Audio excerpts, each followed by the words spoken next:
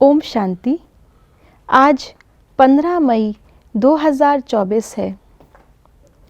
ब्रह्मा बाबा को जब बाबा पर निश्चय पूरा हुआ नहीं था, तब भी बाबा ने इतना तो समझ लिया था कि मुझे कुछ मिल रहा है। कौन दिला रहा है पता नहीं, पूरा परिचय नहीं, लेकिन वो भगवान है जो मुझे कुछ देना चाह रहा है। और यही बाबा के खुशी के बोल थे, पाना था सो पा लिया। हम बच्चे तो अब बहुत कुछ समझ चुके हैं, परिचय मिल चुका, अनुभव हो गया। फिर हमारे बोल कैसे होते हैं और कैसे होने चाहिए, आइए जानते हैं आज के बाबा के अव्यक्त इशारों से।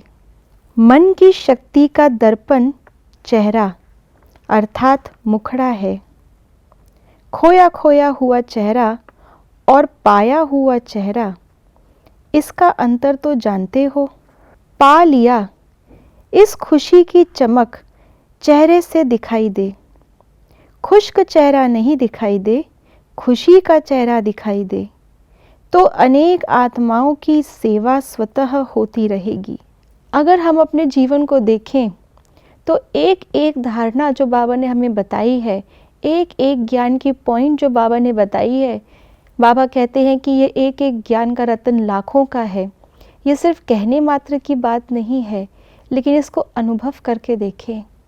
मैं आत्मा हूँ, इस एक पॉइंट ने हमें मरने वाले से मरजीवा बना दिया या अमर बना दिया। इस एक पॉइंट की प्राप्ति कितनी है। भगवान हमारा पिता है, शिक्षक है, सतगुरु है।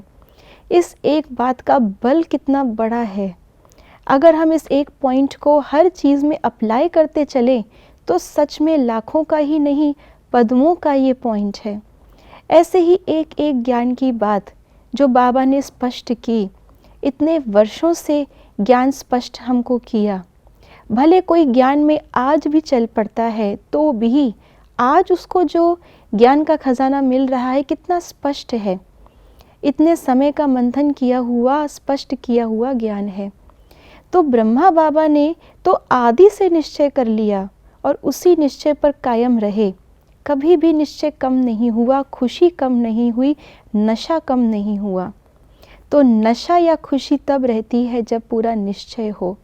तो हम आत्माओं को तो निश्चय करना कितना सहज है। जो आत्माएं इस निश्चय में रहती हैं, तो बाबा ने आज उनकी क्या निशानी बताई कि उनका मन का जो दर्पण होता है वो चेहरा होता है, और उस चेहरे पर क्या बोल दिखाई देते हैं, पा लिया, और कुछ भी पाना बाकी नहीं रहा। तो आज बाबा ने हम बच्चों को खुशी में रहने का यही बात बताई कि हमेशा ज्ञान के मनन चिंतन में रहें। जो प्राप्तियां हम कर रहे हैं उनका अनुभव करते रहें तो खुशनुमा चेहरा रहेगा। जैसे कोई चेहरा, कोई फल होता है, अगर बिल्कुल अंदर से उसका रस ख़त्म हो जाए तो वो ऊपर से भी सूखा सूखा लगता है। तो ऊपर से खुश्क मतलब अंदर रस नहीं है।